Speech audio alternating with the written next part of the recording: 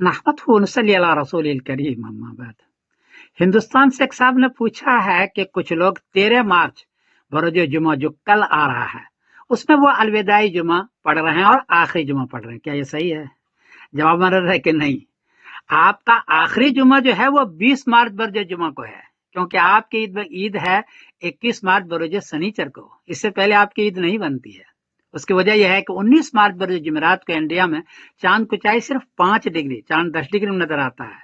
उम्र है 11 घंटे 56 मिनट।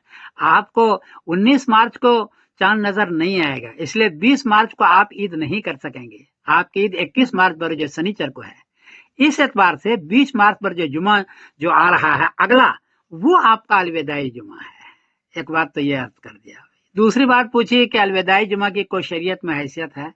जवाब अर्ज है कि जुमा बहुत बड़ी चीज है, कोई भी जुमा, लेकिन अलविदाई जुमा इसकी कोई हैसियत शरीयत में नहीं है। कुछ हजरात ने इसको मनाना बिदअत करार दिया अलविदाई के तौर पर।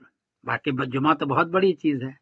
असल में कुछ लोग जो जुमा नहीं पढ़ते हैं उनका ख्याल में आता है कि अब अगले साल जाके रमजान में मुझे जुमा मिलेगा, तो चलो ये आखिरी जुमा शान और शौकत के साथ पढ़ रहे हैं, इसलिए वो उसको अहमियत देते हैं, वरना शरीयत में इसका कोई एतबार नहीं है। मैं समीरुद्दीन कासमी बोल रहा हूँ मैनचेस्टर इंग्लैंड से। moonsighting.com से ये पूरी दुनिया का चांद का नक्शा है 19 मार्च बरोज जुमेरात का। इसमें इंडिया में देखें कि काला है या लाल है।